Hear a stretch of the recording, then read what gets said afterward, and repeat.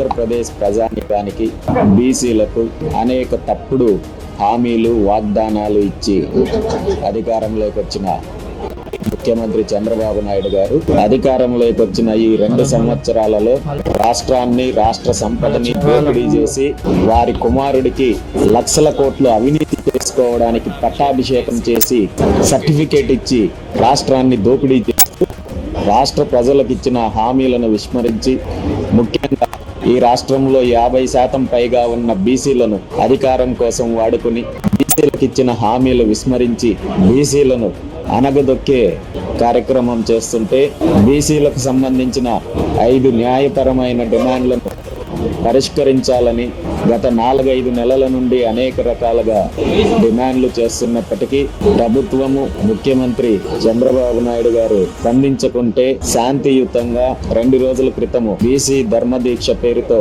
నిరవధిక నిరాహార దీక్ష ప్రారంభించి దీనికి రాష్ట్ర వ్యాప్తంగా బీసీలు, బీసీ పెద్దలు, మేధావులు, అన్ని వర్గాల ప్రజలు మద్దతుతో పాటు తెలంగాణ రాష్ట్రం నుండి కావచ్చు, జాతీయ నాయకులు కావచ్చు పూర్తి స్థాయి మద్దతు ప్రకటించి ఈ 5 న్యాయపరమైన డిమాండ్లను వెంటనే ప్రభుత్వం పరిష్కరించాలని డిమాండ్ చేస్తున్నప్పటికీ ఏమాత్రం స్పందించకుండా మీనవేషాలు లెక్కిస్తోంది.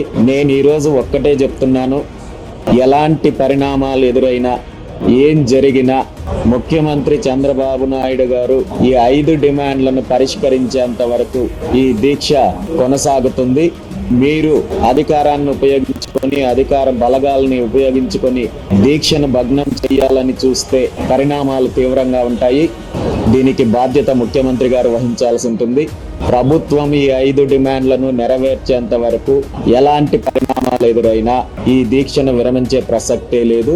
ఇది రాష్ట్ర వ్యాప్త ఉద్యమంగా, దేశవ్యాప్త ఉద్యమంగా, జాతీయ స్థాయిలో ఉద్యమ రూపం దాల్చకముందే ఇప్పటికైనా ముఖ్యమంత్రి కళ్ళు తెరవాలని డిమాండ్ చేస్తుంది. చంద్రబాబు నాయుడు గారు కానీ, నారా లోకేష్ గారు కానీ బీసీల ఓట్లను వాడుకోవడము, బీసీలను వాడుకోవడం తెలుసు తప్ప బీసీల సమస్యల పైన, బీసీల అభివృద్ధి పైన చిత్తశుద్ధి లేదు అనడానికి ఇది ప్రత్యక్ష నిదర్శనము. దీనికి వీళ్ళు మూల్యం చెల్లించుకుంటారు.